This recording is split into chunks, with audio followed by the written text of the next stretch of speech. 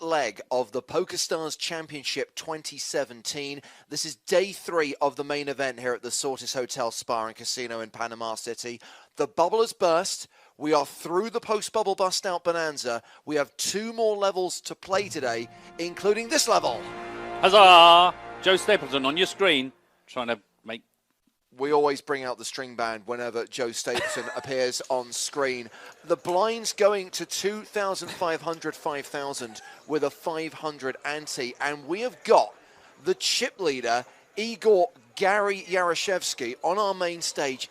Matt, he's moved over the million mark. I know, and he's also moved to our table. I can only tell you the joy I felt when I saw a new player coming in and saw all those chips arrive. I was like, justice, after yesterday being denied seeing him in action. Now we get our comeuppance. We've also got the guy who is 2nd in chips, Denis Timofeev, and the guy who is 5th in chips, Salmon. Smaron. Sorry, I thought that's a different. Sorry, I thought that was a fine. typo. But no, Kenneth Smaron is not on the feature table. James Salmon is, as is Tito Ortiz. Now, Tito came into play today as one of the big stacks. He slipped slightly, but he's still got more than 300,000. He's got 62 big blinds. He's the 3rd biggest stack on the main stage. 48 players remaining from the 366 who started. Everyone's locked up a min cash of $7,720. The players are returning to their seats. We're going to get cards in the air very shortly. By the way, it's James Harskin with Matt Broughton. Hello. Are you still in the free roll? Are you multitasking? Oh, no. No? Okay. Wow, for once I actually appear to be okay. Not for long, I'm sure. Don't forget, come find me if you're still in the free roll. Look out for Waster. There's a big bullseye on my name. $100. Still up for grabs. So the clock is running. Here we go. Level 16, penultimate level of the day. How many do you reckon we're going to end the day with? I actually may have to revise my estimate, which was around the 30 mark at the start of play. But actually, no, maybe I think 18, 9 players per level. I think that's pretty doable. Yes. I went for 25 when I was asked, but I hadn't really thought about it, to be honest. I just picked a number that smelt about right.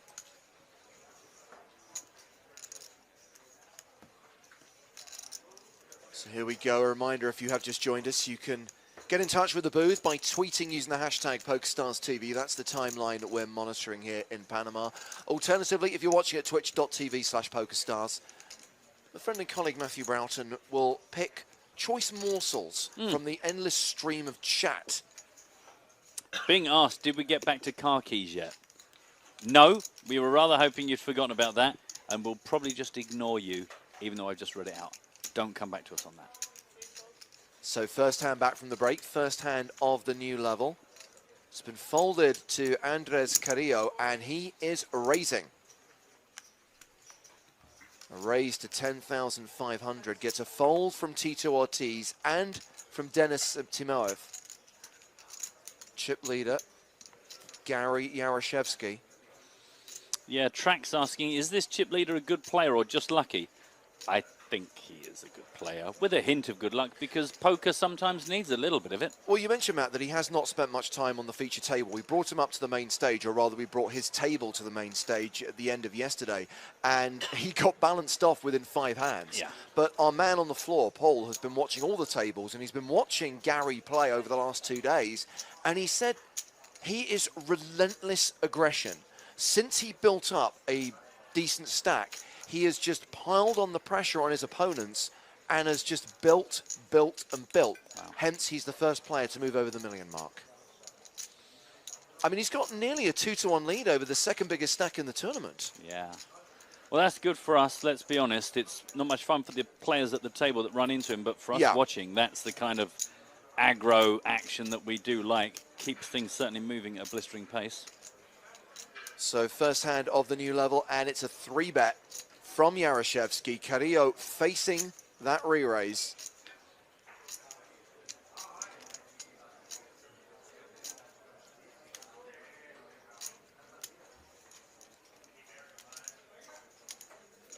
The thing is, you're meant to avoid the chip leaders, but if they play every single hand, how can you?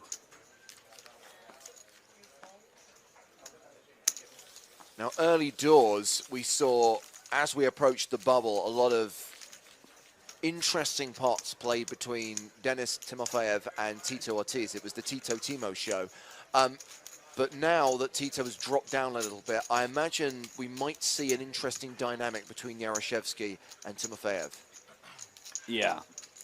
I mean, especially if players are going to be, like, picking their spots very, very carefully, is that you think if nobody fancies taking on Igor or Denis, then it's going to be down to those two to just crash into each other. Yes.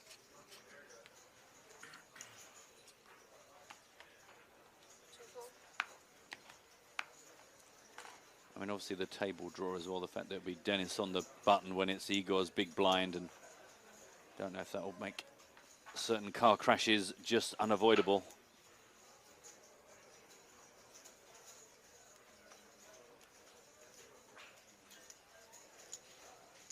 Action here is on Samuel Gagnon, a Canadian who's been on the feature table since the start of play on day 3.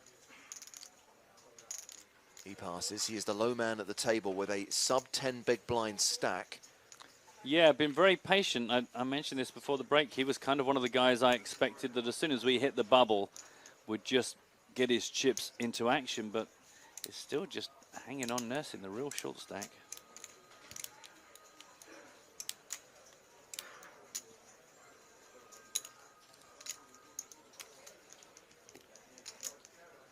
Mikhail Zamyatin on the button.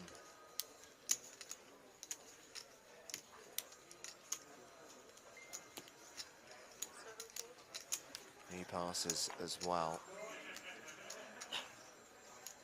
I think Trinity is calling from the Nebuchadnezzar if you want to go back into the real world, by the way, James. This is a raise from Gary in the small blind. James Salmon has around 20 big blinds. And he lets this one go. And that's 2 in a row for Yaroshevskyy. He has a lot of blue chips, which are the biggest chips in play. They are worth 5,000 each. The reds are 1,000. The purples are 500.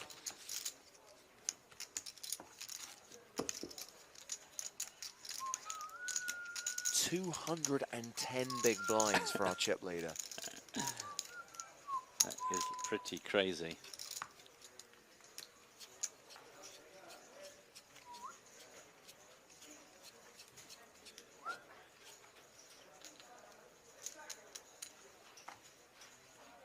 Action is going to be on the short stack, Samuel. So average stack right now is around 230,000. Right. Which is just south of the 50 big blind mark.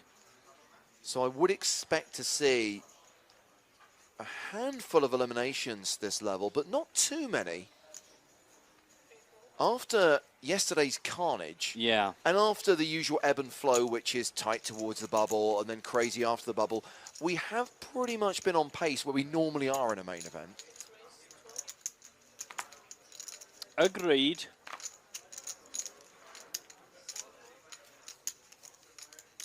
Wow, he folded. He does have a fold button. What?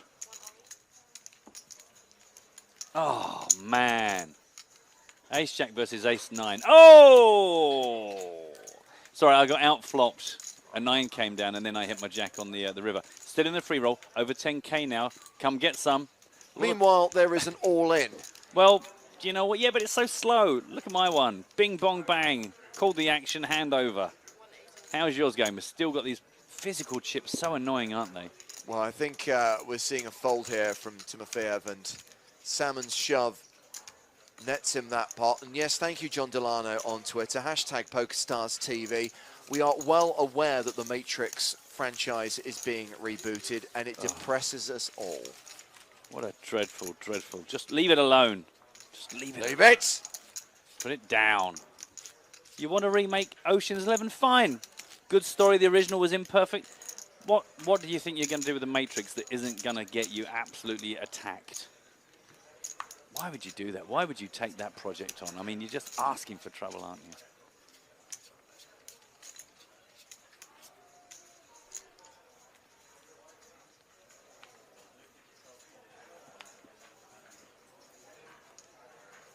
Andres Carrillo first to speak.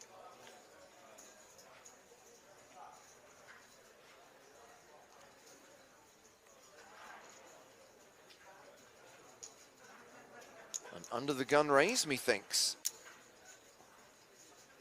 Yeah, he's not been super busy since he got to our feature table, so no reason to think this is anything other than the obvious range in that spot.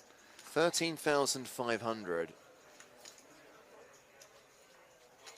Wow, Gary really wants to contest every pot, doesn't he? Lets this one go, as does Salmon. Rounds the blinds. Roman Pavliuk in the small. Passes, and now Samuel Gagnon in the big. He also folds. So raise and take it for a guy who, as we mentioned earlier, won the Panama main event when it was part of the Latin American Poker Tour, and also won a side event here during this championship festival. Impressive. A reminder, if you want to look at side event results, if you want updates from the outer tables, chip counts from the main event, PokerStarsblog.com, and give the guys a follow on Twitter as well. It's in the top left-hand corner of your screen. At PokerStarsblog is their handle. Make sure you follow us as well, at PokerStars TV, the official home of all of our TV shows and live streams, plus the Poker in the Ears podcast, which we will be recording tomorrow, Matt, the in-vision version. Yep. Poker in the Ears and Eyes, and there's a very good chance that Tito will be on that show if he survives the day.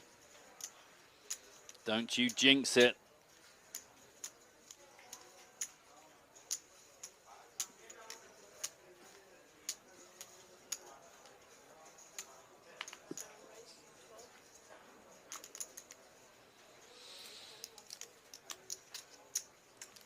Zamyatin raises to 12,000. Round to Carrillo in the big. Man, Samuel Gagnon gonna have to get something going sooner. He's just gonna blind away, and he's gonna find himself called in pretty much all seats by the time he finally gets his last 5 or 6 big blinds in.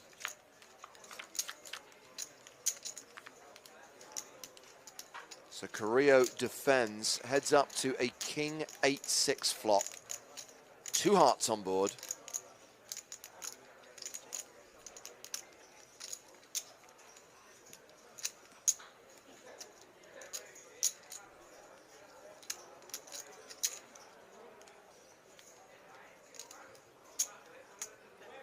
Continuation bet from Mikhail, which gets a quick fold from Andres. Talking of people called Andres, during the break, Matt, I was introduced to the gentleman who will be our super fan on this week's podcast. He is actually a player who's had some success in this part of the world. Andres Korn, he's from Argentina. If you're watching the stream yesterday, during the breaks, we showed Nacho Barbero's famous back-to-back victories on the LAPT. The first table that he won, the first tournament he won rather, was in Punta del Este back in 2010. And the player who I think finished third in that tournament, who was eliminated by Nacho, was Andres Korn. And he is coming on the podcast tomorrow as the super fan. Superb. It's all coming together. It's one of those magical times where the stars align and everything goes smoothly. So hopefully you'll be able to see the in-vision version during the breaks on the live stream. If not on the penultimate day, then certainly on the final day. And of course, the audio version will be available a few days later via iTunes, Stitcher, SoundCloud, all the places you normally consume it. Subscribe now, subscribe now, subscribe now. That's not really quite as subliminal as you're probably imagining it is. I'm still missing the fact that I can't really listen to it anymore because I already know what's on it. You've ruined my... I went to the gym this morning and thought, what shall I listen to? Ruined. So you don't have the temptation to listen to yourself? No, I don't have... I think that's called Joe Stapletoning it. No, I don't really think I'll listen back to it. To be fair to Joe, he rarely watches or listens back to anything he does.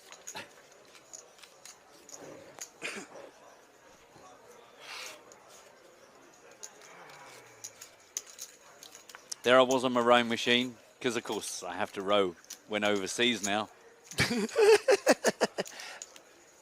I feel guilty. I felt I was personally responsible for your rowing machine being sold. No, it was a handy catalyst to force me to do something that I've been kind of half-arsewardly approaching. Do get the last few episodes of Poker in the Ears if you'd like to know what we're talking about. Obviously, I imagine you expected rather, the sale and eventual collection of said rowing machine to be a lot easier than it actually was. Again, as detailed on a recent episode of the podcast. So an under-the-gun raise here from Zamyatin, and Gary looks interested. He always looks interested. He's hungry. He hasn't won a pot in minutes now. Oh, no, he won the last one. But, you know, it wasn't much of a pot, was it? So it's a raise and take it. Well, it's not as interesting as 3-betting an under-the-gun raiser. That's the free prawn crackers you get when you sit down at the table. That's not even a starter for Gary. So he's re-raised to 30,000. Action now on Salmon. And he's moving all in. 4-bet jam alert.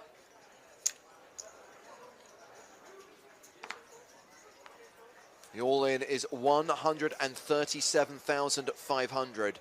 Around the blinds, Tito Ortiz folds the small. Denis Timofeev gives up the big. Action back on the original raiser.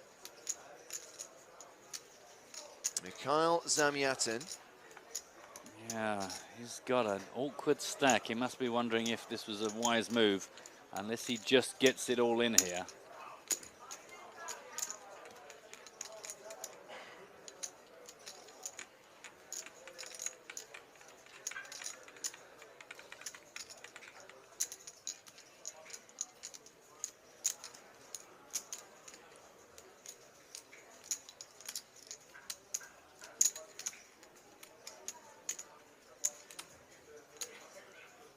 So no insta-fold from Zamyatin. Thinking about this, knowing that he still has the chip leader to act behind him. Meanwhile, we just saw the field tick down to 46. Don't forget, we still have to eke this thing out over 3 more days. Make sure you join us tomorrow and on Sunday and on Monday for live coverage from the PokerStars Championship main event here in Panama. You know, normally we have like really long levels and then short breaks. Maybe if we just switch it and make the breaks like twice as long as the levels? I'm just throwing it out there. Don't feel you have to make a decision just now, but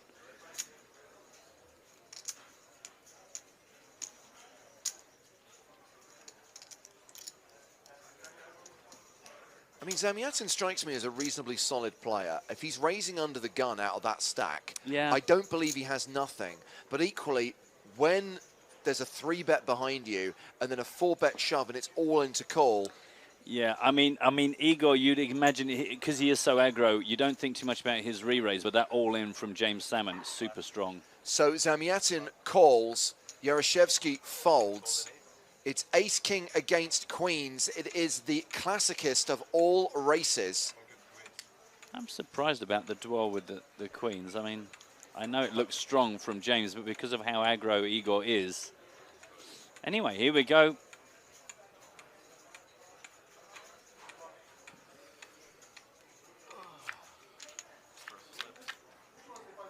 Queens at risk, but safe after the flop. Salmon looking for an ace or a king. Bear in mind that if he does lose this flip, he'll be left with only 6K. Ooh. Just over 1 big blind.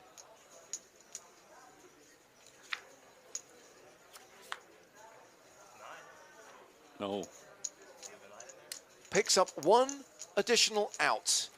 Either the case 9 or an ace or a king is needed for Salmon to eliminate Zamyatin.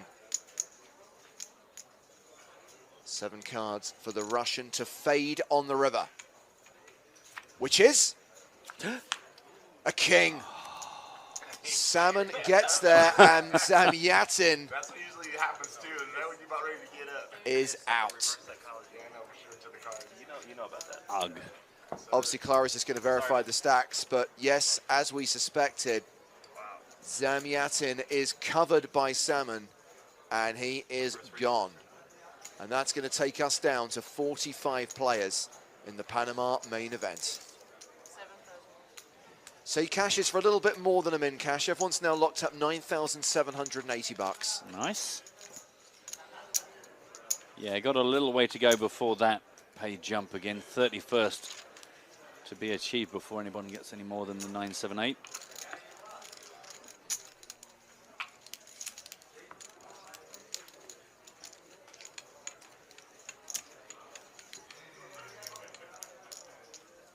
So seat open at the feature table. And obviously as other players are eliminated and tables are broken, we see those seats filled. The table we have up here on the main stage is table 2, so no chance of this one breaking today. New players will join us. The only way we'd lose anyone off the stage is if they were eliminated or if we need to balance one of the other tables. Well, it wouldn't be the first time, so you know. No. Keep it down, yeah. I'm blinding away in the free roll, by the way. Good luck. Got a lot of people chatting to me. That's very nice. Thank you very much for following me and attempting to end my game. Good luck, everyone. Good luck.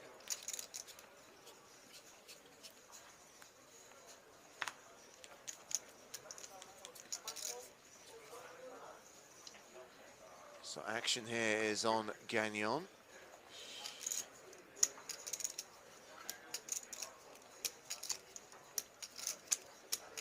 He is all in. Glass triangle of death for the Canadian, please. Well, he has been patient. Let's hope that he doesn't just have sat here for 2 hours to immediately get clonked out. You gotta be careful. Yeah, all in. She started to grab the all in button for you. Oh no, I said nice. You can do it. 33.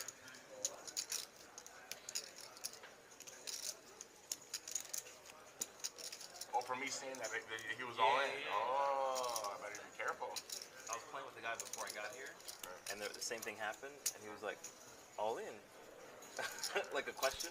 Right, and it was binding. Yaroshevskyy calls out of the big blind, putting Gagnon at risk. 7-8 against Jack 6.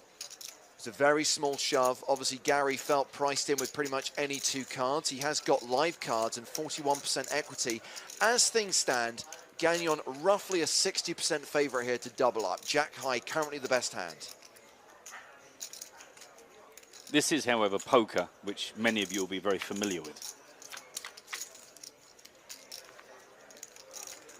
Well, I tell you one thing. Gagnon does not want to turn a pair. 12 outs, it's kind of very, very achievable.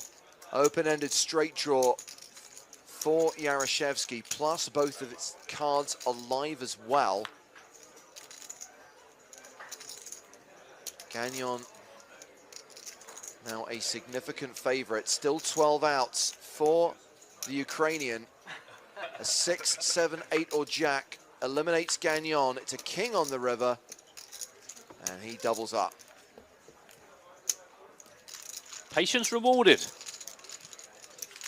Still only at 14 big blinds, but at least now that is meaningful with one more double up. Well, I'll tell you what, Matt, since we came back from break, Tito has been much quieter and much calmer. During the break, our man on the floor caught up with Mr. Ortiz. Yeah. Okay, so we're deep into the main event, 48 players left. How are you feeling? Feel good. I feel energized. It just, you get a little nervous when Igor sits down and look at the stack he has, and he has only like 5 times, but I gotta make sure I keep playing right. I see you're rocking the green sunglasses. It's St. Patrick's Day. You trying to channel the luck of the Irish today? Yeah, of course. I got a little Irish in me, so why not? It is St. Paddy's Day. Let's make it a lucky day. I'm excited. You've been battling a lot with the guy to your left, Denis. How's it been playing against him? It's hard to read him. I gotta stop checking to him. I won't check to him again. I can't check to him. I gotta bet against him because every time I check to him, he goes over on top of me. And then it's like, but he's making me an honest player. I mean, I'm learning a little bit from it. And from the beginning, I was taking a lot of chips from him. And I kind of started realizing what some of the things that he was doing. But then vice versa, he started figuring me out a little bit, and he started doing the same thing to me. So it's Okay.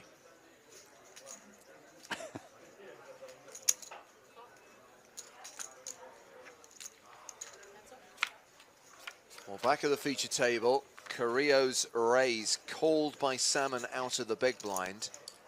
It's an 8-7 deuce flop. 2 diamonds.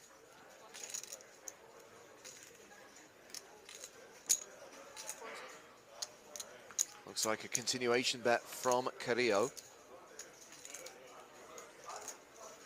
14,000.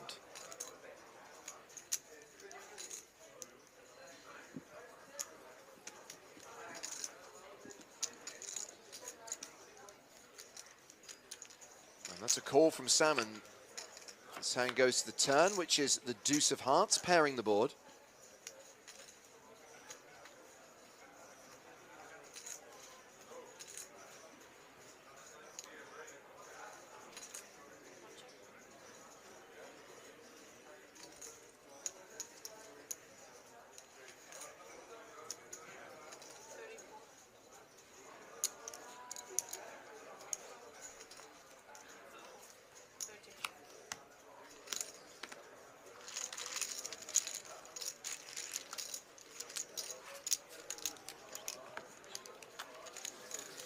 On the bet on the turn gets the job done for Carrillo, and he adds 33k to his stack. Something we haven't had a chance to talk about, Matt, either on the podcast or on the live stream from here in Panama, is the All-Stars, because it's happened quite quickly. You may have seen there was a blog post on the PokerStars blog about a week ago announcing this, and it's starting in April. It's starting really soon. This is basically a promotion which is going to see some of the best cash players on PokerStars taking part in a month-long league. 2 tiers, the kind of higher stakes players in the All-Stars bracket, the lower stakes players in the Masters bracket, basically being able to play for a month at rake-free tables with $100,000 in added prize money. So the idea is they're playing against each other, and okay, that's a big ask, because we know that good players don't necessarily like to play against good players, but there's no rake at the tables, and crucially, the best performing players during that month-long period are going to win a slice of that 100k. I imagine the Railbirds will be quite happy with that as well.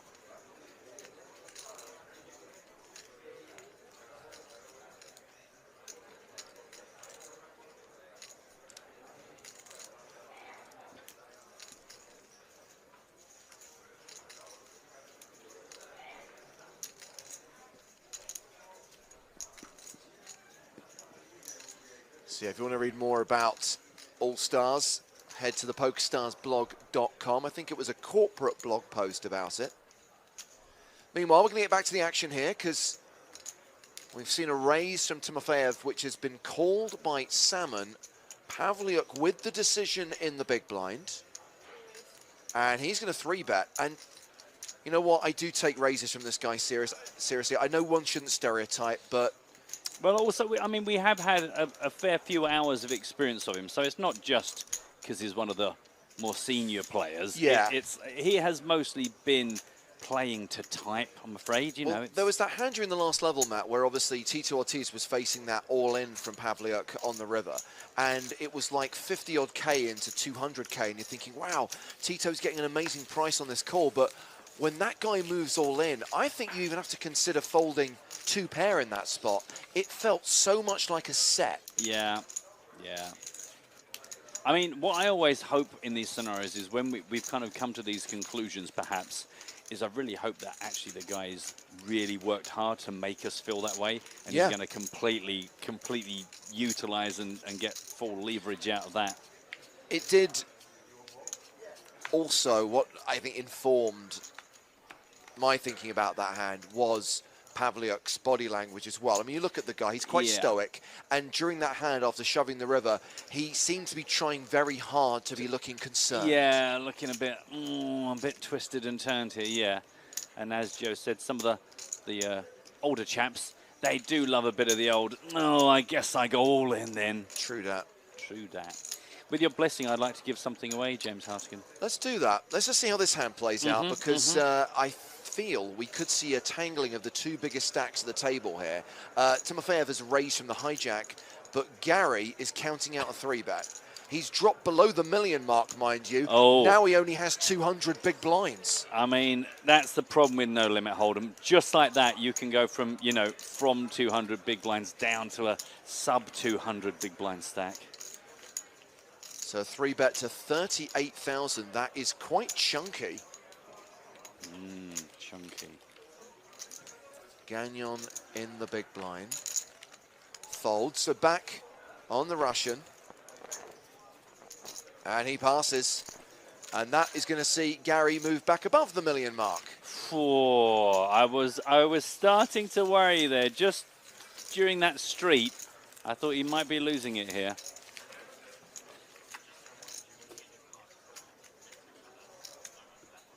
So Yaroshevskyy actually playing 203 big blinds, if you like to be precise. Meanwhile, news reached us from the floor that there has been another elimination. It is Steve O'Dwyer. No luck of the Irish on St. Patrick's Day for Steve O'Dwyer here in Panama. Scores just over a min cash, $9,780. He is out, taking us down. Oh, Tuan's on. I knew if I thought, you know, I don't think we've heard from Tuan in 48 hours. I thought as soon as I do a competition, Tuan will be up going, oh, Matt. Don't forget this. This is not meant to be like, this isn't a classic quiz. It's just a bit of fun, just a bit of fun.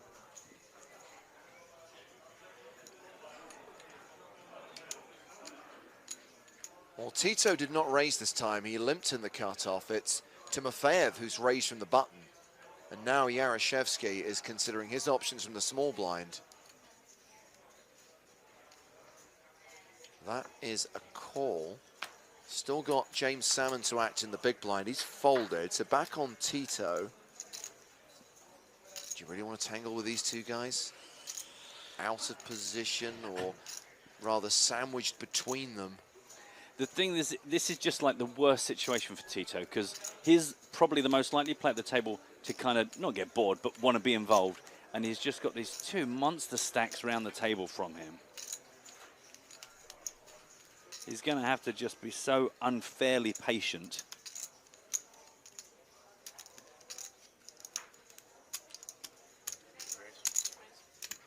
Oh, wow. So having originally limped, Tito now re-raises. He's just thrown out a 4-bet. But bizarre sizing. 30,000.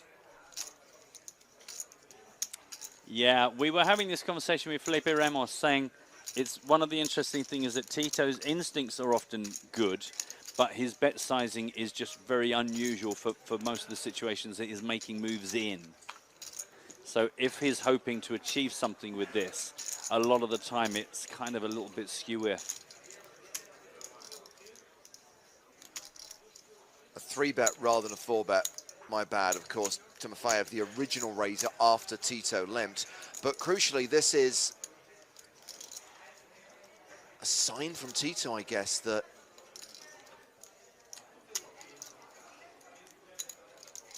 he was trying to trap.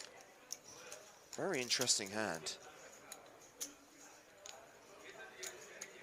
Oh. By pulling back that original bet, I do think we're going to see a 4-bet from the Russian. Look at that.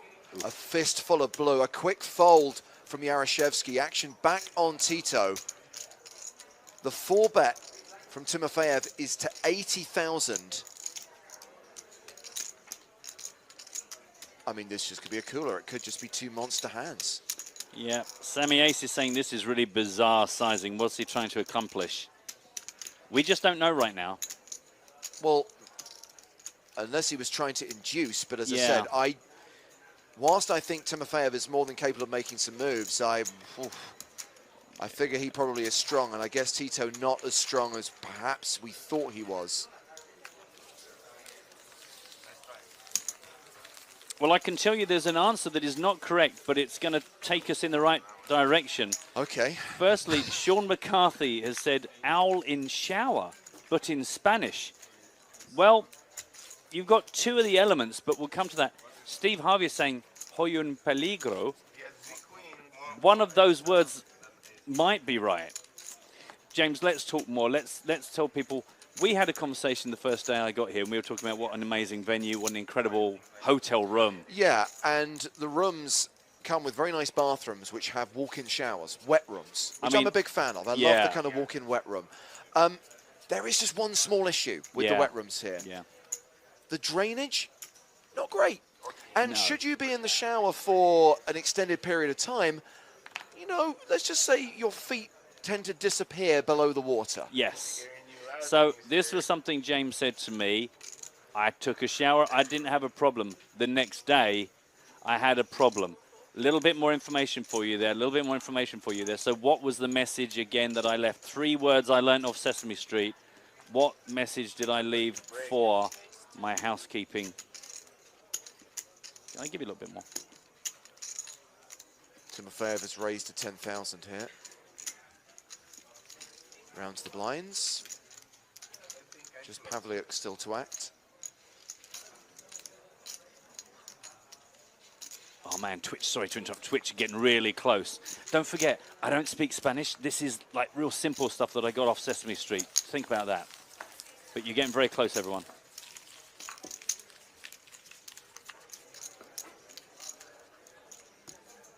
Roughly halfway through this level, 41 players remaining from the 366 who started. Still 1 level to play after this, of course, before day 3 is in the books. 11 players to go till we hit your magic number. The bubble is in fact for sure.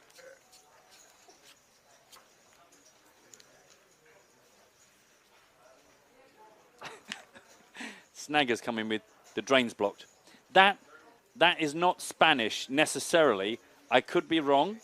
I'm not familiar enough with the language, but I've got a feeling what you've said there is something that's English. So again, come back to me on that one. Somebody else is saying, I thought this was an English stream. What on earth has gone on with chat? We're just stretching our hands across the nations.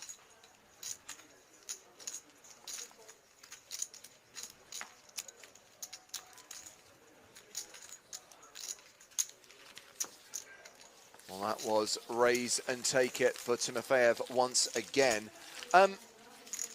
Obviously, we've lost quite a few players today, pretty much half the field. Let's take a look around the room, Matt, and who is still in the PokerStars Championship Panama main event. Some of the faces that you may recognize, including this guy, Davide Katai, winner in Berlin back in 2012.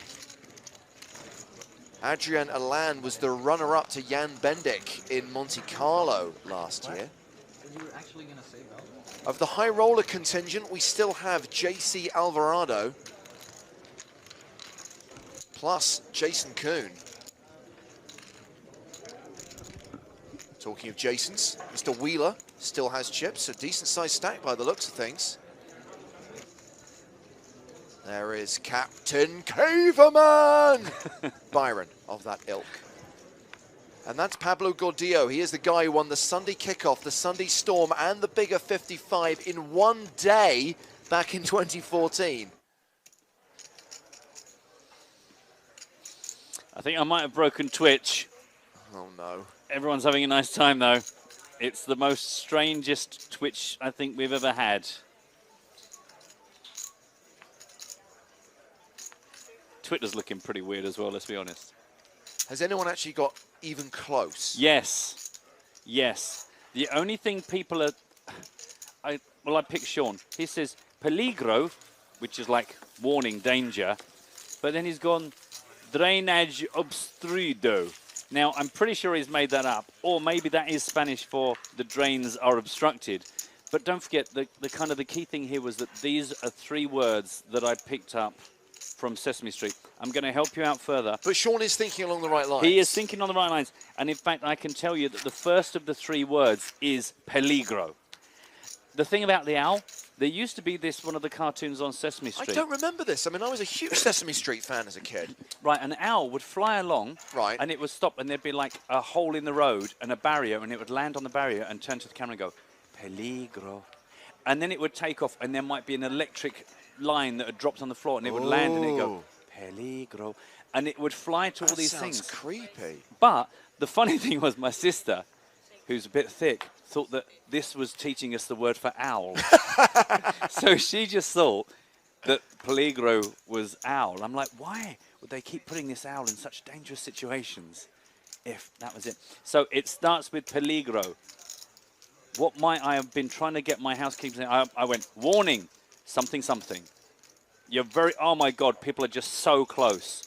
Don't forget, this isn't going to be fantastically constructed Spanish. It's just me trying to use some words I know to get a message across.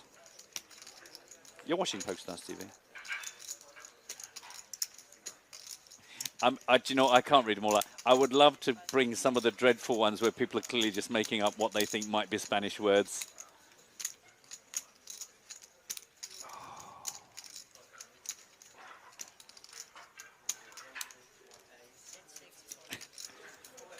There are some people that just really, really badly want this dealer button.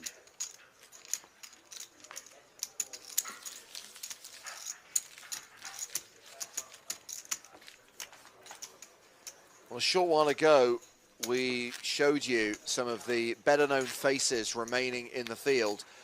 Something we like to call the live stream curse, because there is Adrian Alan, frozen in time, exiting the arena behind Juan, because Alan has just been eliminated in 41st place. That means we are down to 5 tables, just 40 players remaining. And yes, thank you, producer Chris. I know I said that we'd lose 9 players a level, and we've already lost 7 in half a level.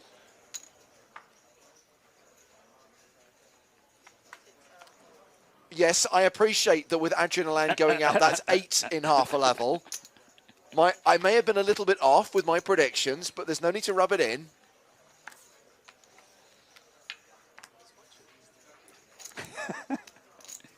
Oh, producer. Everyone, you're getting the first 2 words right most of the time.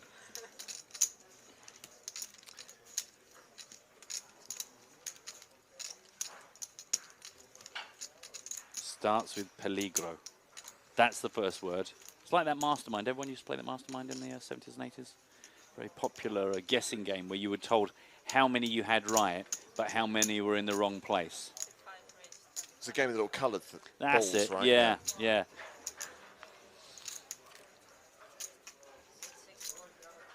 Gonna have to help you out, kids, because you're just not getting close. So the first word was peligro. The second word was water. So what was I going to tell someone? Peligro, agua. Syngas. No. Oh. 10-9-4 all diamonds on the flop here. It's Yaroshevskyy against Tito Ortiz. Gary raised it pre to 14,000. Tito 3-bet to 25,000. Gary called but folds to Tito's bet on the flop.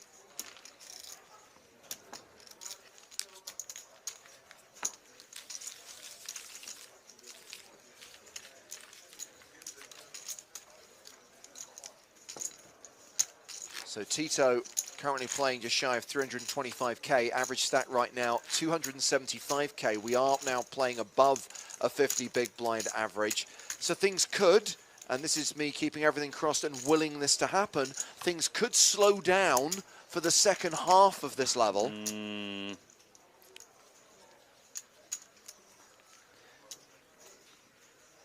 And this is just a general desire from my point of view to not have a day where we're literally playing 2 levels. Yeah. You know, what I would like is for us to maybe come back tomorrow with 30 players, play down to 16 or 15, but be able to like play decent length days. I appreciate best intentions and all that. We've got a right answer. The only problem is it's a member of staff. It's the Ideation and Innovations Manager. Members of staff are excluded from competitions, I'm afraid. But at least, boys and girls, if you know who that is, the only correct answer, it has been said once in the chat. Is this on Twitch or on Twitter? This is on Twitch. It has been passed once. Oh, no. Yeah, we've got a new player at the feature table, by the way. We have got Jose Moran Guzman sat between Timofeev and Yaroshevskyy. He has not got a lot of chips, 12 big blinds, and in that particular spot, he was shoved on by Timofeev, small to big.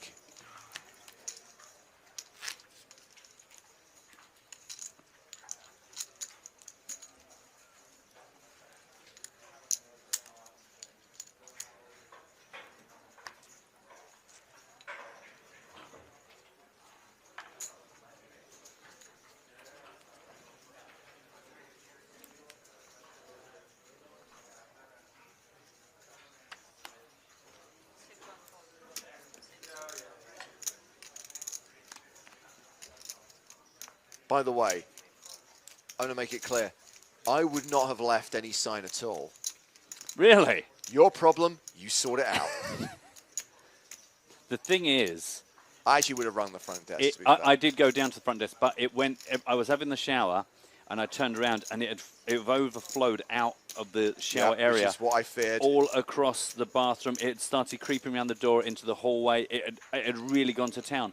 So I had to quickly get every single towel I could find and make it into like sandbags, basically. This is a bit like the story we told on the podcast of the Sandy incident in Monte Carlo when Sandy left the bathroom running and then had to call the front desk and said, "Can I have a new room because mine's a bit wet?" Right. Okay. I'm gonna roll the dice. How do I roll the dice now? Oh no, I can't give it to you. Give me a number, James, between 1 and 6. 3. Right, that's Rogor.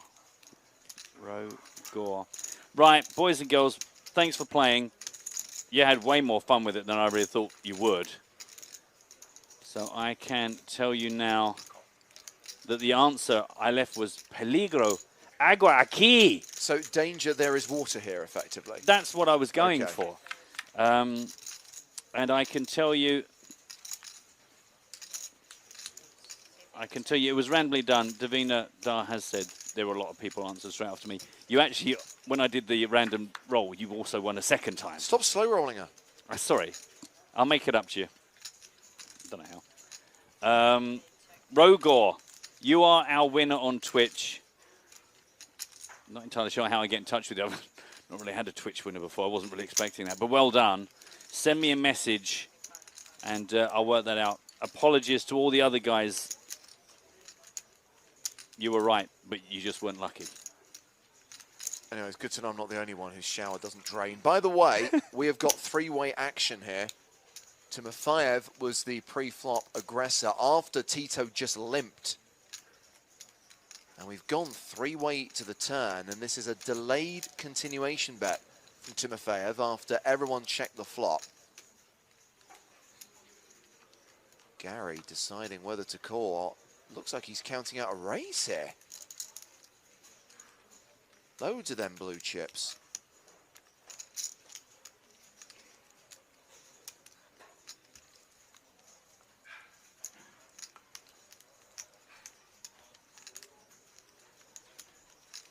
Smitty, stop trying your luck. Quite frankly, with everything going on here, you're lucky you've got main event coverage. Don't start asking for high roller coverage.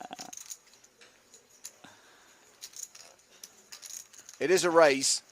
Yaroshevskyy makes it 95,500. That gets rid of Tito. Action back on Timofeev.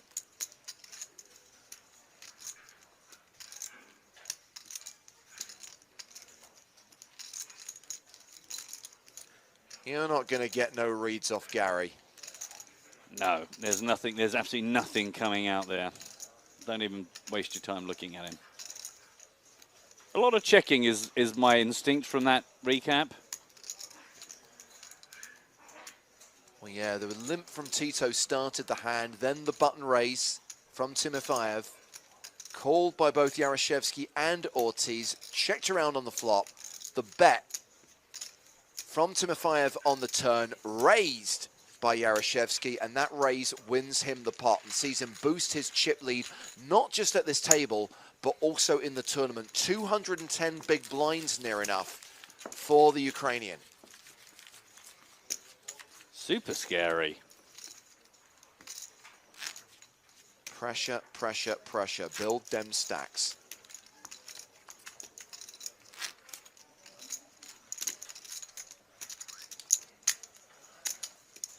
Well, don't forget, we recently announced an additional stop on the PokerStars Championship. Wasn't part of the original schedule, but between Monte Carlo and Barcelona at the end of May, your chance to play in the biggest poker tournament ever held in Russia, taking place at the Sochi Casino and Resort.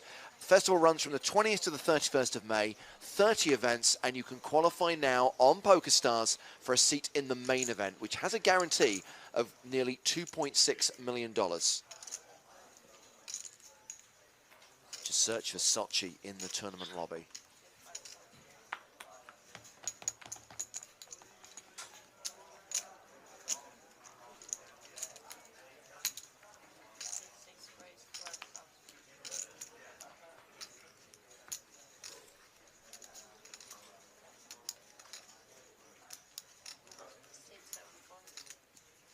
So it's Timofeev who's raised here to 12,000. And I think it's a raise and take it.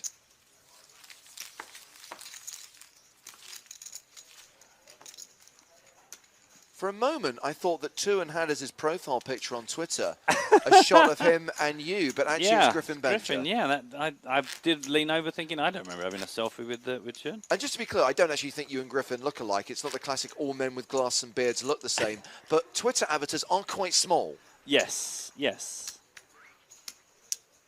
But Tuan said that he loved the home game-like atmosphere of the Twitch and Go that we had in the Bahamas. Will we have one at another stop soon? Might be planning something similar for Monte Carlo, possibly, maybe. Appreciate that game was very popular.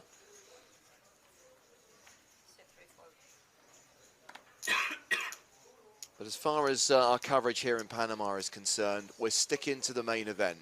Trying to keep it simple, people. Yeah, honestly.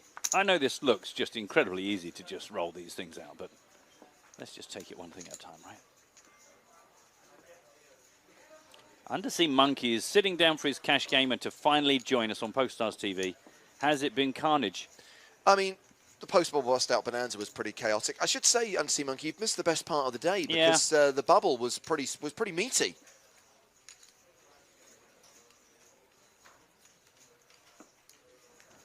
You've missed an awful lot of Tito.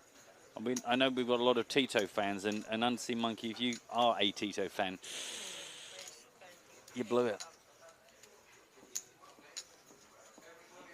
I mean, Tito is still comfortably sitting on 300k. He's above average.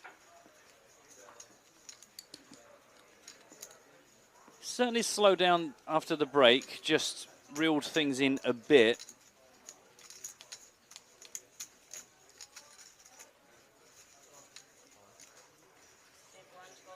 I heard the words all in. I see a glass triangle.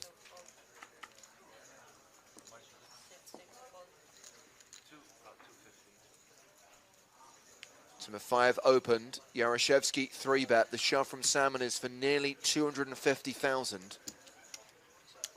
Gary lets it go. In through the window has said, are you sure, Matt, that the answer wasn't taps and hinges?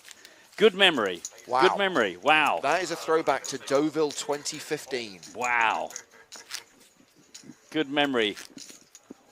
Considering how random and nonsensical my competitions are, to remember any of them, I can't remember what the one was I did a minute ago about Spanish, so good going in through the window.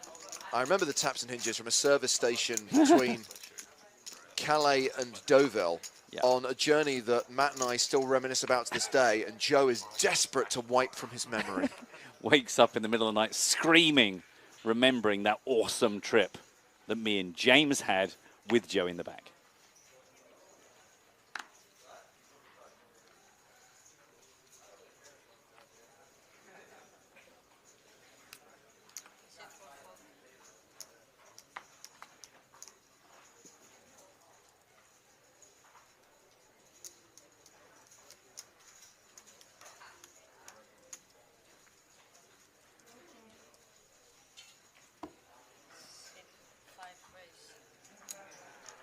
Oh, this is interesting.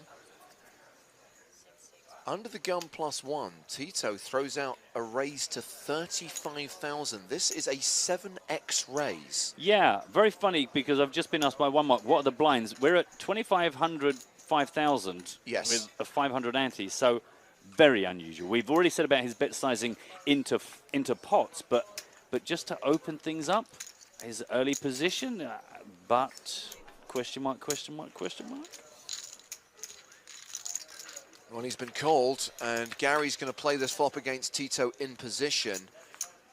Queen, Jack, 7.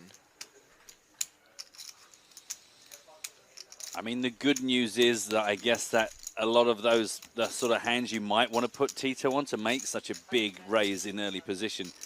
Jacks and Queens got to be in amongst those hands. 65,000, the continuation bet. Into 81. I mean, it is a cliche, but when someone makes a big raise pre-flop, it's so often with a hand like Jacks, which you just hate playing post-flop, and then you hit gin, and you're like, yes, yeah. value. Well, that's really about as good as it could go on, because I thought much the same. No, don't keep showing things. Lee Jones will be, what do you have, aces? Aces. I like the bluff. Those were cheaters.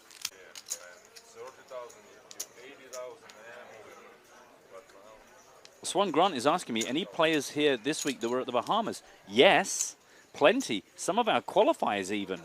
Our serial spin and go qualifiers.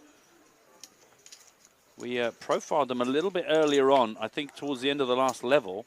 And we had at least, which one was it? It was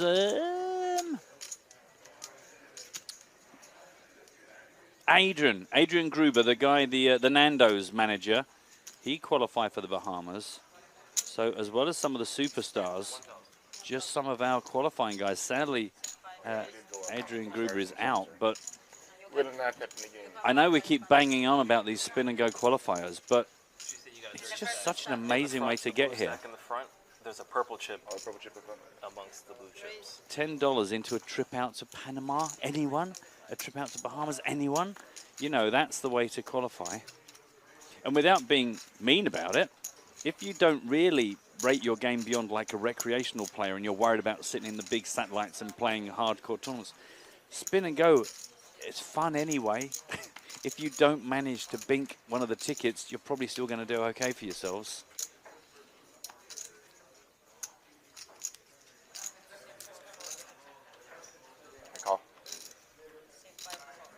By the way, guys, the people that were involved in the competition that sent me direct messages, I haven't had the opportunity to check. I will shortly. Don't worry. If I don't have it, I'll come back to you. It's not going to happen instantly. We will sort you out. Under the gun +1 here. As re-raised Tito under the gun made it 10 grand. So a min raise this time, not the 35. Denis has decided he wanted to play and re-raised him. Now we've got ourselves post-flop. This is just really strange from Tito. So, I mean, James, here we are. Last hand he made it 35 grand. This time he under the gun raised, min raised to 10K. Got re-raised by Denis and came along for the ride. And now bet 25 grand into 111,000. I mean, I just don't know. I don't know what to make of it all.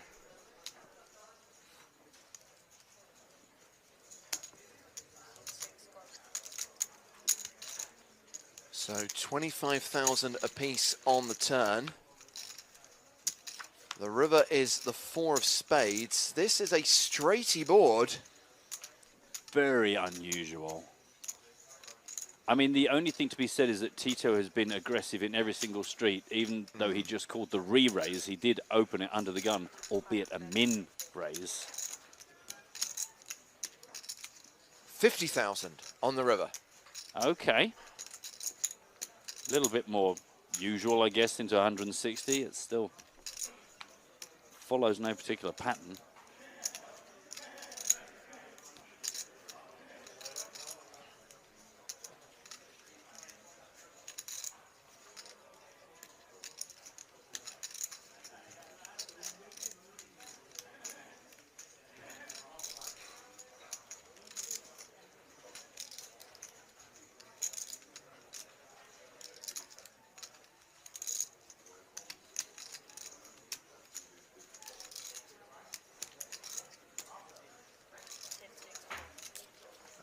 Fold from Timofeev. Ortiz wins that one. Wow. And that's going to see him move over the 400,000 mark. 85 big blinds for Tito. Timofeev hovering around the 100 big blind mark.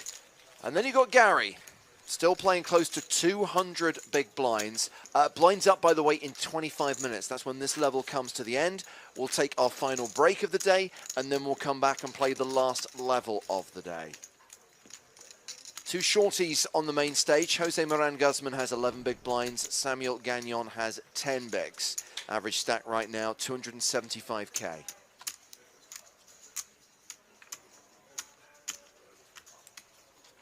Everyone guaranteed the better part of $10,000. Next money jump once we're down to 31.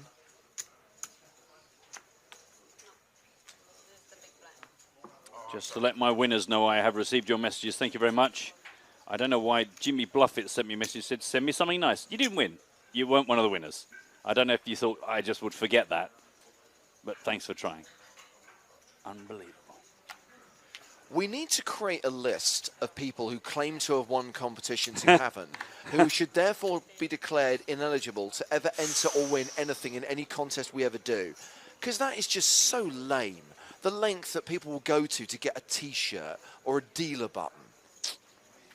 True, but it's all good fun, isn't it? No, it's cheating. Dishonest behavior. Taking advantage of the kindness and generosity of others. I mean, it's just a dealer button. It's just a dealer button.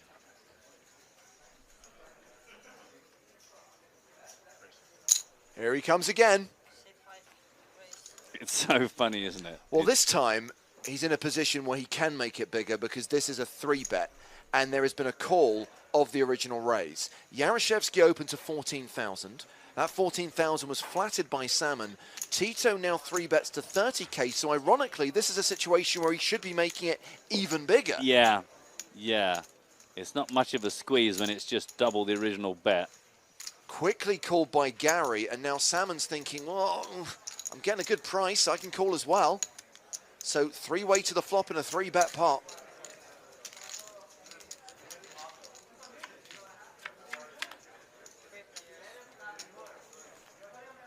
King 10-4.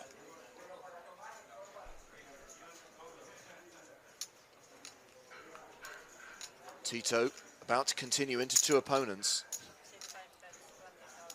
A bet of 20,000 gets a fold from Gary. Really just such a wide, varied selection of bet sizing coming out of Tito. But for all our comments about his curious play, he is third at our table, 76 big blinds right now, and still firing out with confidence.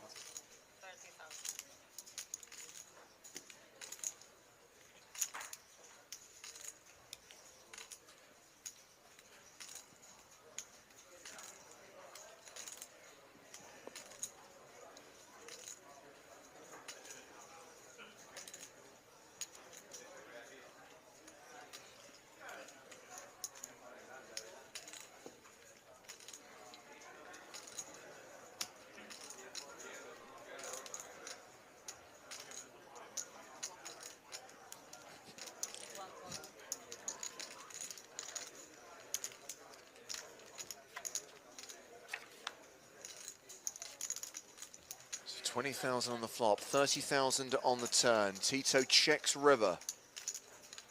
It's paired the board.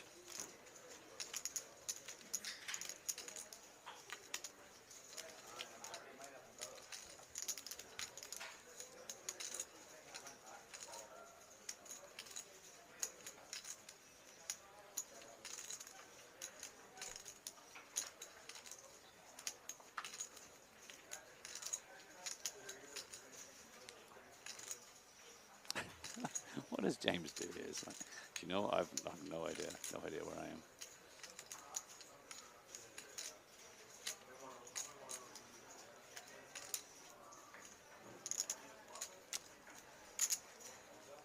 Well, this has got to be for value, but how you choose your bet sizing against Tito, I do not know. 196,500 in the middle. 74K the bet.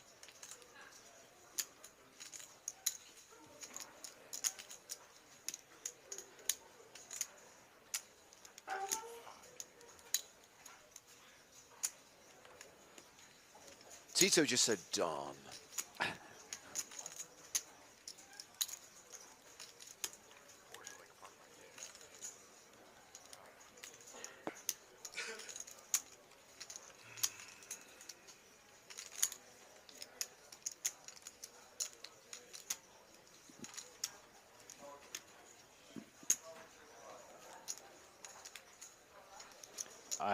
I would be surprised if he goes for it after this period of time. He normally waits when he knows that it's gone south and he just wants to take a moment. It's very rare he then makes some sort of hero call or some big re-raise. Nice one for James. Gets himself up. In fact, leapfrogs Tito with that one. Tito in 4th on our feature table. James Salmon now in 3rd. But Tito still with 351 and 20 minutes on the level.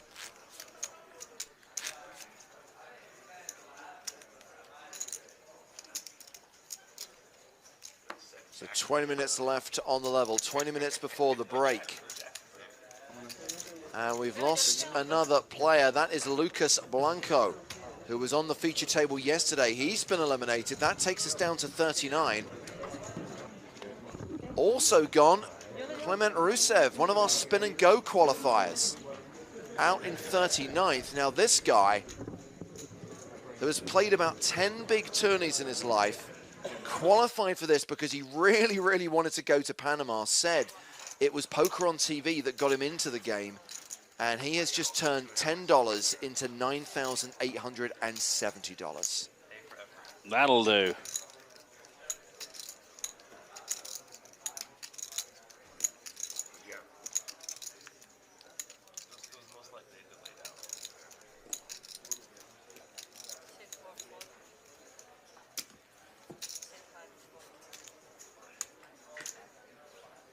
Wow.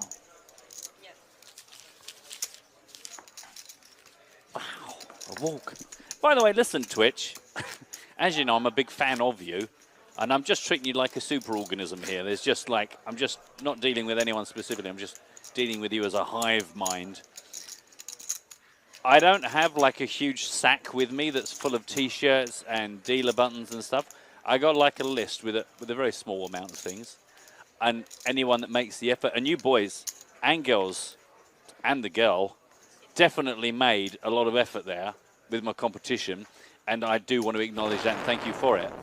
But that doesn't mean that just everyone can now direct message me saying, I've never won anything, can I win something? I want a T-shirt, I want a hat. Right, that's not going to work. One of the key lessons with any PokerStars TV broadcast is the more you ask, the less you get. So just sit back, just chill, enjoy the poker. If there's a competition, if there's a promotion, please dive in, feet first. You will be rewarded, but only if you legitimately deserve it. Just shouting, and this is going to serve you well in life, just shouting is not going to earn you anything. So just chill back, yeah? Yeah, I hope now that we've had that little chat, I think you understand.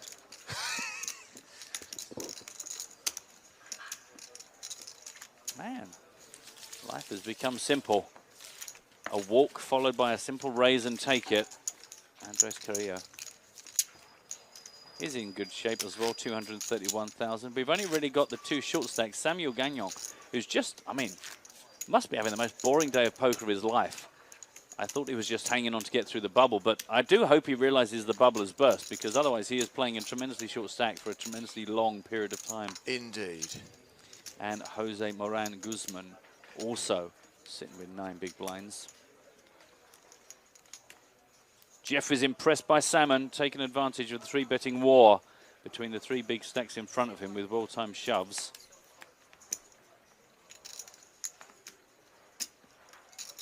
He wasn't on our feature table for super long yesterday, but was solid and impressive then as well.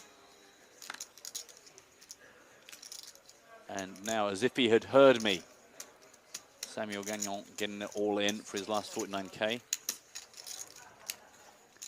Tito. Tito.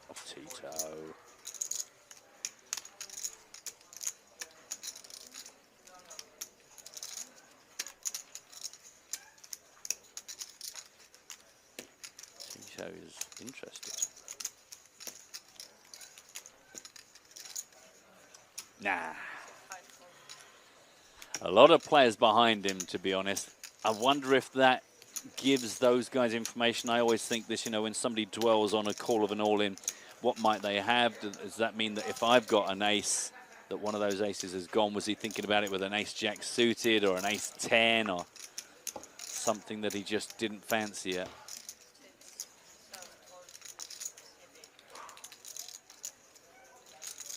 And he has been called.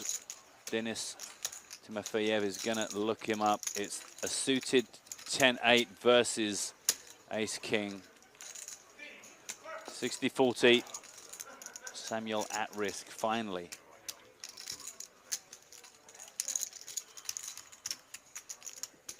Being asked, what's the green thing on his ear? That's actually the back of some dark glasses that Tito's wearing. It's not just a green thing on his ear. I don't think they're even dark glasses. I think they're just kind of comedy glasses, yeah. Oh, well, hello. Not the worst flop in the world when you don't directly connect. 9 outs now. Yeah, and of course your opponent actually makes top pair. So 40% equity for Gagnon. Hits his diamond on the turn. Timofeev cannot improve on the river. Gagnon doubles up.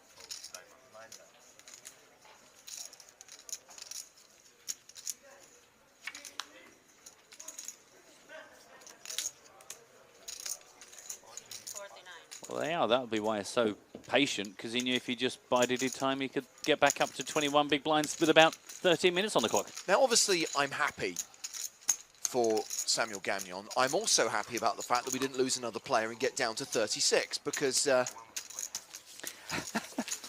this the ongoing conflict about the number of eliminations per level? It's not so much that I want to be right and want there to be 30 at the end of the day. I'm more concerned about the fact that if we come back with like 22 players tomorrow, we're going to be here for like 1.5 levels.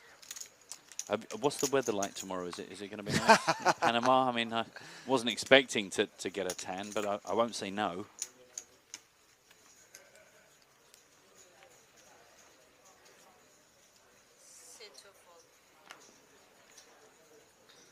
Bit of love for Gagnon on the Twitch chat. A few people getting behind him.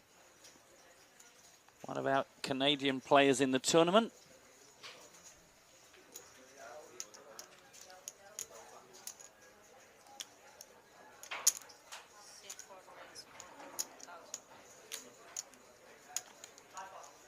A raise from Andres Carrillo, 14,000. Tito's getting to that point of the day again where he's been nice and patient, and now is gradually in the last half hour just starting getting a little bit more experimental. And Tito is called, just giving everyone even more value, even more of a reason to get involved. Timofeev also going to take a look. We could have a 6-way here.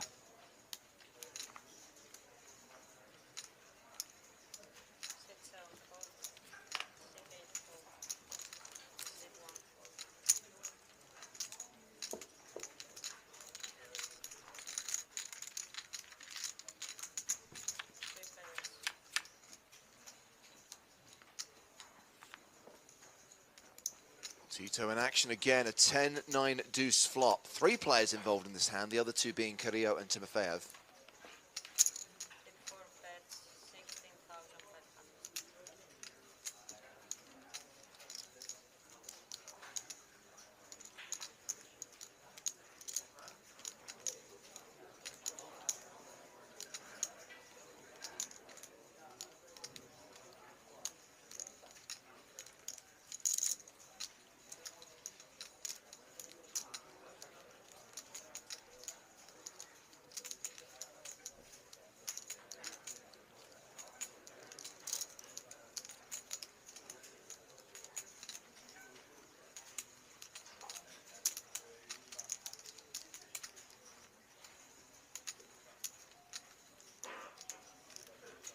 was the pre-flop aggressor. He has continued for 16,500, and Tito is in.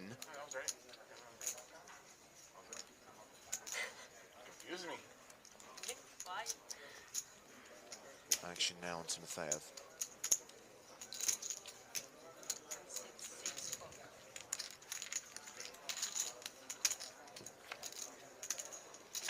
Timofeev calls as well. Yeah, so value, isn't it? It's you don't really necessarily know where Timofeev is, but just keeps getting these lovely prices to stick around.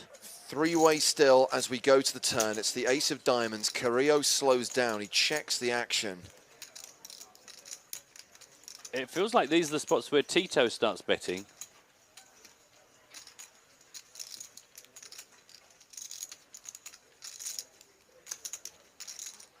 No. Maybe the door now opened for Denis.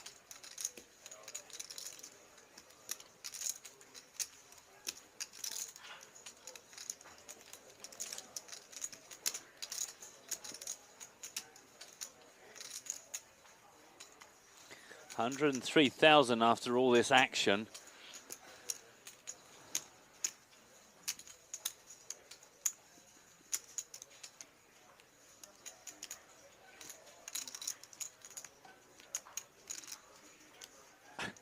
I love that Tito's kind of just taking a look at the stack. It's not even out in front of Timofeev yet. Not even got past Carrillo yet. Tito is very interested. He's counting it out loud. Just wait, just wait. It's not your turn yet, Tito. Interesting to know if that is a tell.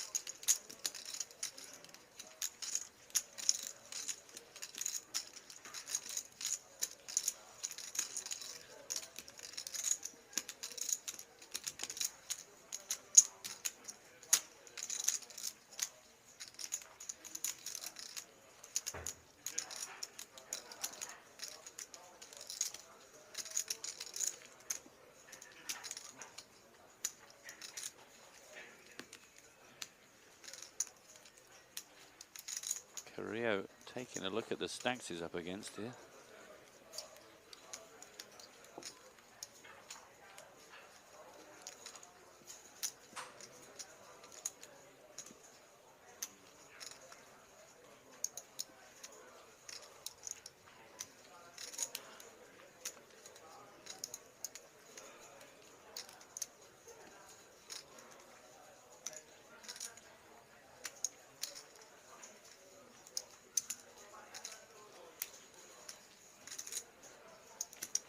Been a while in the tank here, still got Tito to work through.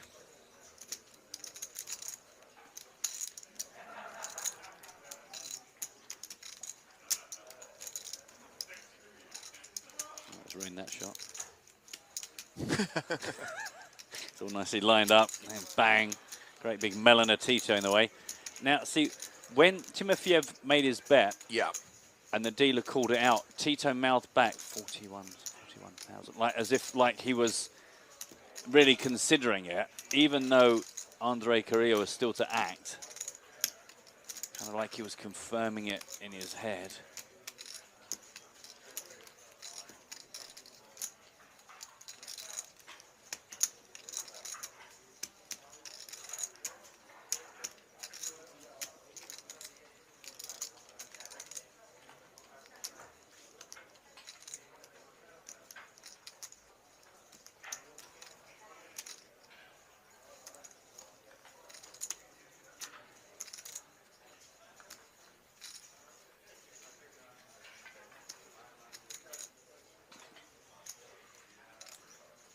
Span 42, not a fan of the 3-minute tank fold. In fairness to Andre Carrillo, he has not really done anything like that before, so I'm going to give him a lot of credit there. He's not somebody, a serial tank folder. We do get him. Don't think he's the kind of player who's going to continuation bet into two opponents with nothing. Agreed. And clearly it was a genuine decision once Timofeev bet the 41,000 here on the turn. Big Alex is saying, does that counting in his head mean he's on a draw because he's trying to count the odds? No, I don't know if it's that deep. It's just, you know, it's interesting. There was an incident yesterday you might not have seen where Tito was not penalized at all, but it was mentioned because he was talking to an opponent when there were 3 of them in the hand. And sometimes, and I know I've done this, you know, is that you get so fixated on one opponent, you kind of forget about the other guy still in the hand. And he's made the call. But yeah, as soon as Timofeev made that call, the 41, he was, you know, he was really watching the chips. When Denis put the bet together and got it out post-flop, he was really watching his hands. When the dealer called the amount, he was really tuned in. Maybe that telegraphed to Andre Carrillo that Tito was really interested in this hand, and that is what Andre was tanking and considering. All of this is speculation, but you know, it's like when we can't see the hands, that the human nature side of it, the physical, not necessarily tells, but the behavior, kind of all you've got to focus on.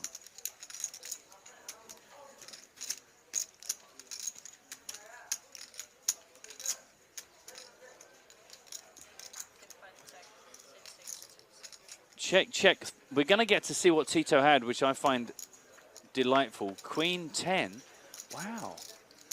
And the ace 3. Well, that's interesting. So with the flop came down, Tito had top pair.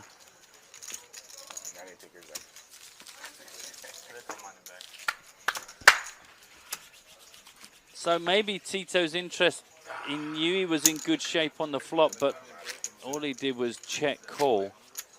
Might beat himself up a bit about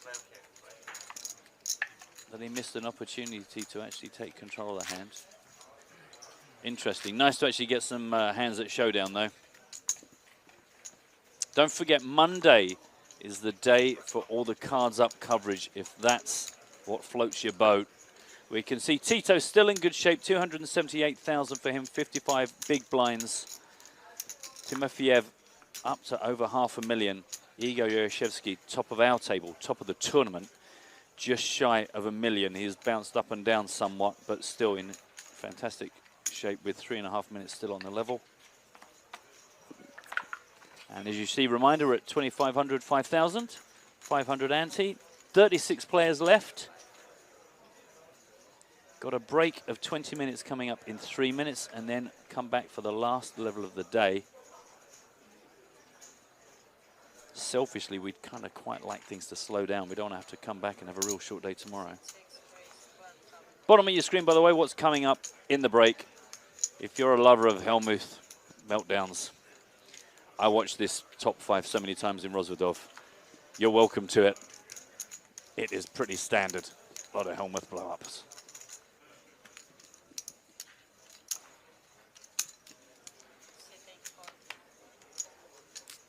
Being asked by Moonchild, don't forget hashtag PokerStars TV, if I know the band Colour Haze, and if so, like it? No, I don't know the band, and so I cannot comment on the second part of your question, but thank you for your question. A raise from Denis Timofeev here to 12,000, called on the button by Igor Yaroshevskyy. 9 king, king, 2 hearts. In through the window saying nobody expected Tito to make it this far, so good luck to him. I mean, that's probably a fair comment. I must admit, middle of yesterday, I started to fear for him because he looked like he was getting bored and he was being too loose. But even though he has been unpredictable here, he's still in a good spot. Over 250,000. Average stack is 305. So only the top 3 here are ahead of that. But apart from our bottom 2 players, everyone pretty comfortable here. Timofeev continued for 16, got the call quite quickly post-flop. Now we have the ace of hearts. Now Denis slows things down. Igor, Gary, Yaroshevskyy taking control of the betting.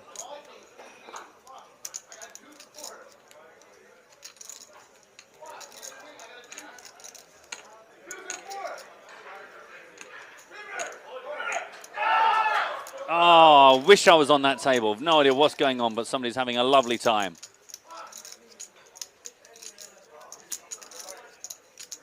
$35,000 has been called.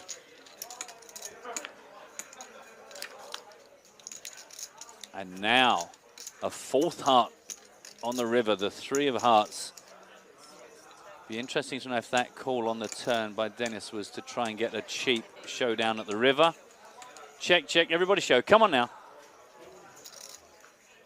That's the deuce, the 7-10. That's the horror. That's the horror when you make your flush on the turn and then it completes. If you don't have decent cards in your hand, you go from feeling awesome to feeling like yuck. Being asked by Biker Lee, is the young lady still in the tournament? I believe so. I believe we still have our Panamanian lady player. And I guess just one more hand on this level before we head into the last break of the day. There goes the announcement. The good news is when the tournament starts getting to this smaller number of players, it does become easier to get a feel for the players as a whole. Right now, we've pretty much just focused on our featured tables. Going forward, we should be able to bounce outside a bit more, get a feel for who is in and out.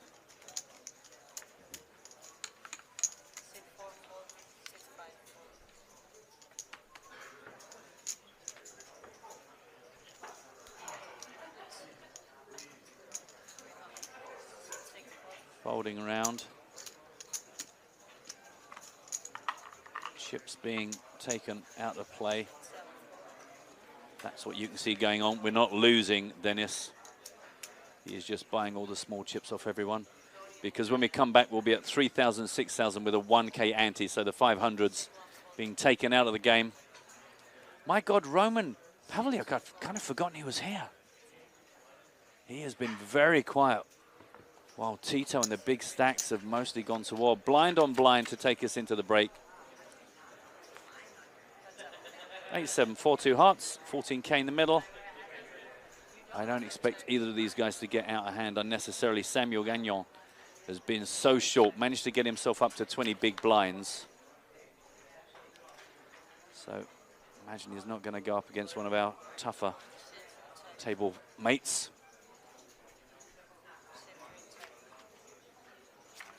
Check, check brings a jack on the river. Pretty sure this will be a simple... Oh, hang on a second. Pavliuk trying to steal this on the end with a little 5K chip. Never Cheeky. assume that anything's going to be simple.